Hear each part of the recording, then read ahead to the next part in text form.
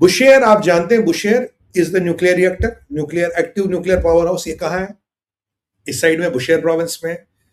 आप जानते हैं न्यूक्लियर पावर रिएक्टर जो होता है हमेशा सी के पास होता है due to water requirements and all. Bushehr की पेरिफेरी में रॉकेट अटैक्स हो चुके हैं। Bushehr has been partially damage. Russians वहां रुस्तुम चलाती है उसकी रशिया की कंपनी, उन्होंने सारे इंजीनियर ले लिए, सारा स्टाफ ले लिया। लास्ट टाइम रशिया ने कहा था कि इसमें कुछ क्रैक्स आए हैं, अभी लीक कुछ नहीं, क्रैक्स आए हैं। अगर क्रैक्स को कंट्रोल न किया जाए, रिएक्टर को चला जाए, तो इसमें लीक्स भी आ सकते हैं। रशिया ने डिनाई किया था, ईरान ने कहा वापस आओ क्योंकि हमारे पास पावर नहीं है साहब, पावर की 16-16 घंटे का पावर कट है, पावर नहीं है, वापस आओ रिएक्टर चलाओ। उन्होंने कहा जनाब ये रिएक्टर फट चुका, हम नहीं आ रहे, इट्स टू रिस्की। इन्होंने पुतिन के हाथ पैर जोड़े थे, पुतिन ने कहा मैं हिजबुल्लाह को टेररिस्ट ऑर्गेनाइजेशन डिक्लेयर करूंगा। तो रुस्तुम ने लोग नहीं भेजे, ईरान ने 10 कहा, रुस्तुम ने लोग नहीं भेजे। और अब जो मैंने आपको कल कहा था, ट्रंप ने न्यूक्लियर रिएक्टर पे हमला कर दिया which was in making. Radiation loss को लेके सब कोई चुपचाप बैठा, कोई मुंह नहीं खोल रहा क्या रेडिएशन लॉस हुआ नहीं हुआ, रेडिएशन लीक हुआ नहीं हुआ। रेडिएशन लीक भी हो सकता, लॉस भी हो सकता, कुछ भी हो सकता। और अब ईरानियों ने क्या किया, ईरानियों ने बुशेयर के आसपास पूरा एयर डिफेंस लगा दिया, जितना भी एयर डिफेंस था, स्ट्रेट ऑफ हॉर्मुज को छोड़िए, पोर्ट्स को छोड़िए, उसको बुशेयर के आसपास मूव कर दिया। क्यों? क्योंकि बॉस अगर अमेरिका ने अटैक कर लिया एट द हिट बुशेयर, तो ये कितने एटम बमों का इफेक्ट होगा मुझे नहीं पता, बट जो मैंने इसका इंपैक्ट पढ़ा है, पूरे पर्शियन गल्फ का कोस्ट, पूरी कोस्ट लाइन आपको खाली करनी पड़ेगी। Nobody can move from there. और अगर ईरानी इंटेलिजेंस का ये असेसमेंट है तो समझिए समथिंग इज रॉन्ग। और ट्रंप ने आपको प्रूफ ऑफ कॉन्सेप्ट करके दिखा दिया। बुशेयर मैंने आपको बोला था can be the next target, और बुशेयर पे आज पूरी बंदोबस्त लगा दी है ईरान ने। और उन्होंने पिकेक्स माउंटेन के पे डर है, उनकी हालत खराब है। ट्रंप कह रहा है they are pleading, they are wanting to meet, अब हम मिलने को तैयार नहीं। कह रहा जो तुम्हें करना करो, तुम दिखाओ। तुम्हें तो जंग करबला में आना था ना, जंग करबला में आएंगे, अब हम आखिरी लड़ाई लड़ेंगे, ये कर देंगे वो कर देंगे। बाय द वे वाहिदी का स्टेटमेंट आया, वाहिदी कह रहा है कि अल्लाह ताला का फजल ऐसा है कि ईरान के पास अभी कम से कम 100 साल लड़ने के मिसाइल है। मैंने कहा बहुत बढ़िया, लड़ो। कह रहा हम तो कई 100 साल लड़ सकते, फिर कहीं 100 साल, पहले 100 साल कहीं 100 साल। मैंने कहा भैया मिसाइल क्या गेहूं के खेत में उगाते हो क्या? हम कहीं 100 साल लड़ सकते, हमारे पास मिसाइलों की कोई कमी नहीं है। हम ट्रंप को ऐसा सबक सिखाएंगे कि ट्रंप की 7 पुश्ते याद रखी। मैंने कहा तुम्हारे रोज हजारों लोग मर रहे हैं, तुम्हारी ऐसी तैसी बड़ी भीख मांगने पे आ रहे हो, तुम्हारा रांची कटोरी लेके घूम रहा, तो तुम्हारा पाकिस्तान वाला सिंड्रोम तुम में घुस गया, हम किसी से कम नहीं। कहते हैं ना दम नहीं, हम किसी से कम नहीं। तुम्हारा वो हालत हो गई है, घर में नहीं दाने अम्मा चली बुलाने, हम भाई सब जहाद करेंगे। तो वाहिदी का ये स्टेटमेंट है, ये बिल्कुल कॉन्ट्रडिक्टरी स्टेटमेंट है। बेसिकली इनका आज एक क्या वो शाही ड्रोन का कारखाना और कुछ फैक्ट्रियों को भी आज निशाने पे अमेरिका ने ले लिया, जो इन्होंने अब क्या किया था, छोटे लेवल पे फैक्ट्रियां बनाई थी। मान लीजिए किसी का वर्कशॉप, एक स्मॉल स्केल यूनिट है, उसमें फैक्ट्री बनाई। पहले मान लीजिए फैक्ट्री 1000 ड्रोन बनाती, वो महीने के 5 बनाता है, 10 बनाता है, वट, उनको भी अब टारगेट किया जा रहा है। उन स्मॉल स्केल इंडस्ट्रियल यूनिट्स को भी अब टारगेट किया जा रहा है। इनको बुशेयर को लेकर टेंशन है, बिकॉज अगर बुशेयर में सेंध लग गई, रशियन वहां है नहीं। याद कीजिए पुतिन ने बात की थी किससे, नेतन्याहू से।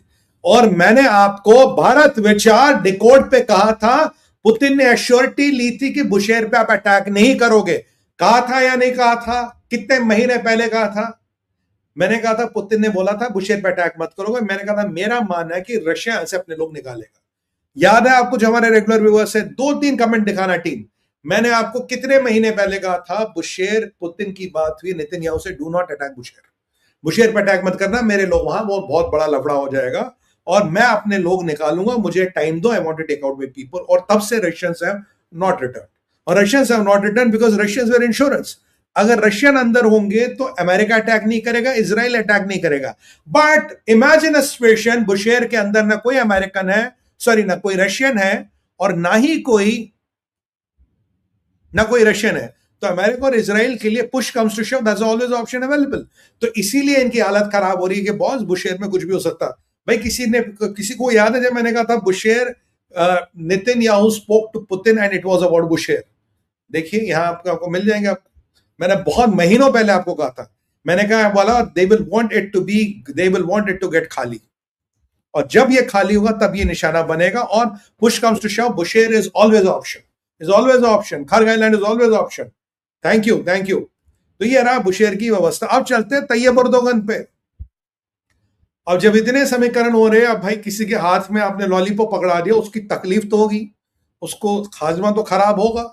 तैयब एर्दोगन का इंजन नहीं दिया आपने, F-35 नहीं, और उसके कैट्स का सैंक्शन भी नहीं हटा दिए। बड़े दूर थे अमेरिकन, कहते कुछ है करते कुछ नहीं। यार करते नहीं हो यार तुम कुछ। एनीवे, तैयब एर्दोगन का कुछ नहीं ना बेचारा, आज खराब। आज तैयब एर्दोगन कह रहा है, कल उसने धमकी दी थी, बोला अगर तुमने कुर्दों को यूज किया, अगर तुमने इराक की सेना को यूज किया, तो मैं कुर्दों को एयर पावर दूंगा। उसे लगा था नेटो हिल जाएगा।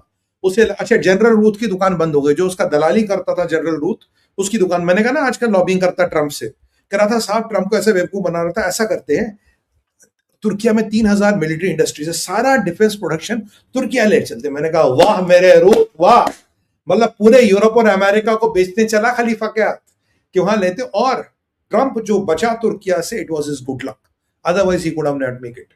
उसका भगवान उसके साथ है, नहीं तो बचता नहीं। Americans will never take that lightly.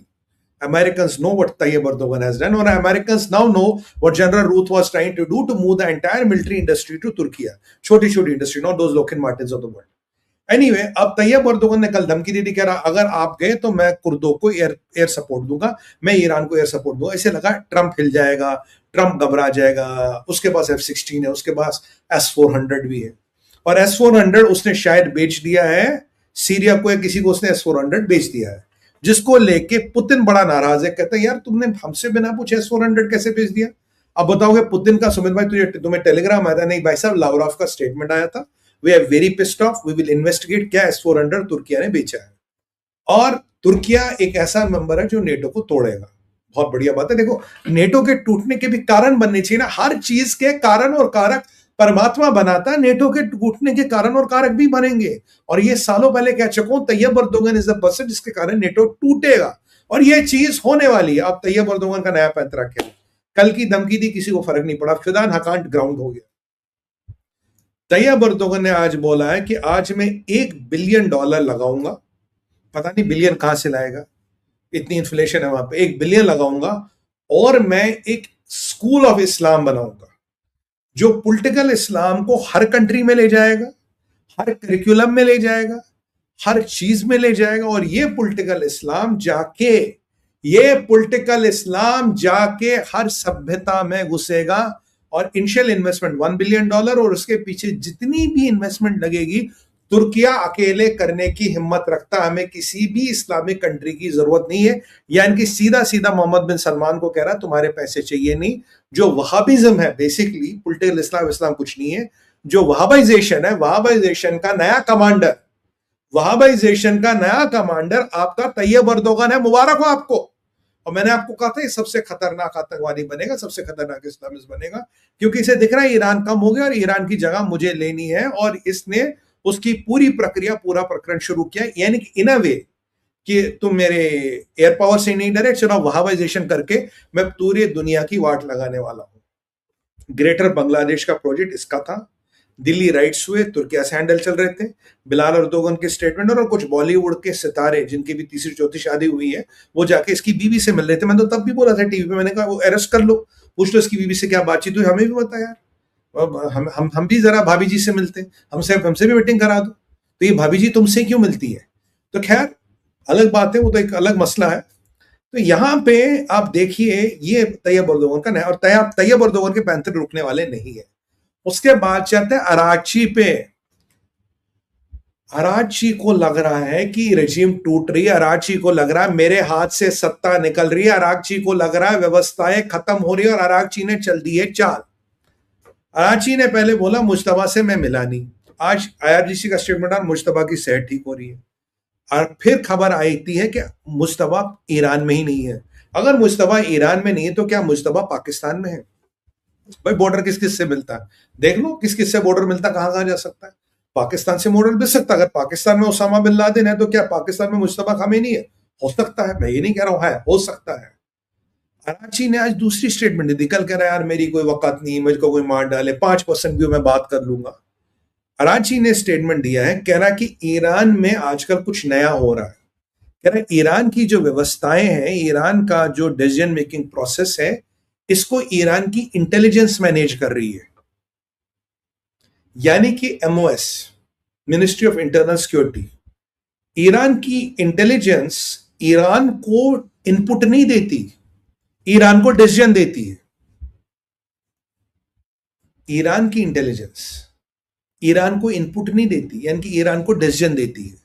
जो भी आप डिसीजन देखते हो, ये मुज्तबा खमीनी से नहीं आता, ये वाहिदी से नहीं आता, ये ईरान की इंटेलिजेंस को जो चलाता है वो सिचुएशन को इंटरप्रेट करके डिसीजन दे देता, बोलता कल से ये होगा।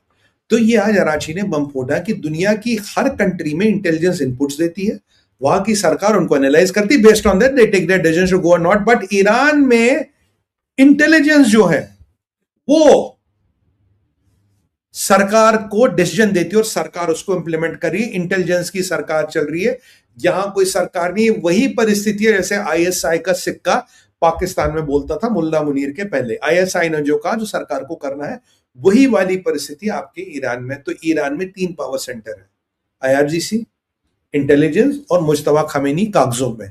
तो you have to deal with 3 power centres. ये पैराडाइम चीजों को टोटली बदलता है, ये कॉन्फ्लिक्टिंग स्टेटमेंट्स को समझाता है, कॉन्फ्लिक्टिंग इंटरेस्ट को समझाता है। तो ईरान का जो लैंडस्केप है वो और कॉम्प्लेक्स हो गया अराची के स्टेटमेंट के बाद। बट सवाल ये है कि अराची ये स्टेटमेंट क्यों दे रहा है?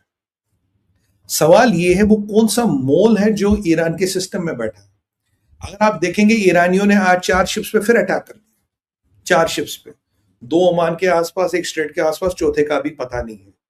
ड्रोन से अटैक किया है, एक शिप में आग लग गई थी, बुझा दी और मामला हो गया खराब। अब मुझे एक बात बताइए, अगर आप पे 10वें दिन बॉम्बिंग हो रही है, आप शिप्स पे अटैक करो, मार्को रूबियो ने कल आपको बोला कि अगर आप शिप्स पे अटैक करोगे, वहां पे अटैक करते रहेंगे, तो आप तो ट्रंप को के हाथ में बंदूक पकड़ा रहे हो ना, गोली लोगों साहब ठोको।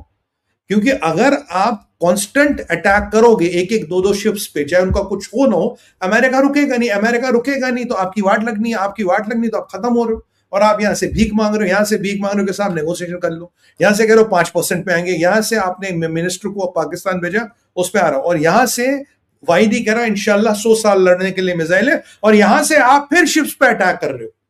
और यहां से अराची कह रहा कि सारी इंटेलिजेंस कवरिंग एवरीथिंग। भाई किसी के हाथ में कुछ है ही नहीं, इंटेलिजेंस वो इनपुट थोड़ी देती है, वो डिसीजन दे देती है। तो ये इंटेलिजेंस चला रहा कौन है? इंटेलिजेंस चला रहा वाहिदी। इंटेलिजेंस का बाप है वाहिदी, तो वाहिदी के पास इंटेलिजेंस भी है, वाहिदी के पास आर्मी भी, और वाहिदी के पास ही मुज्तबा खमीनी बंधक है। 99% श्योर वाहिदी के पास ही मुज्तबा खमीनी बंधक है, ये आप लिखवा लो मेरे से। This is what is happening in Iran. तो ये बहुत कॉम्प्लेक्स सिचुएशन हो गई है और आपको इस पूरे कॉगमायर को तोड़ना पड़ेगा। इसलिए ट्रंप कह रहा पूरे इकोसिस्टम को तोड़ूंगा, 19-20 से बात नहीं बनने वाली है, ये आप समझिए। और कोई ऐसा है जो जब ये पीस की बात होती वो शिप पे अटैक करवाता, कुछ करवाता कौन है? आईआरजीसी। कौन? इंटेलिजेंस का बॉस कौन? वाहिदी। तो क्या जिस मोल की मैं बात करता था आईआरजीसी में, जो अमेरिका या मोसाद के लिए या सीआईए के लिए काम कर रहा है, जो रिजीम को अंदर से खत्म कर रहा है, is the most still operational. और मैंने कहा था कल क्या कहा था इसने, 1-2 दिन पहले अपने अराची ने कहा जहां खमेनी की मौत हुई थी वो मीटिंग बुलाई गई थी।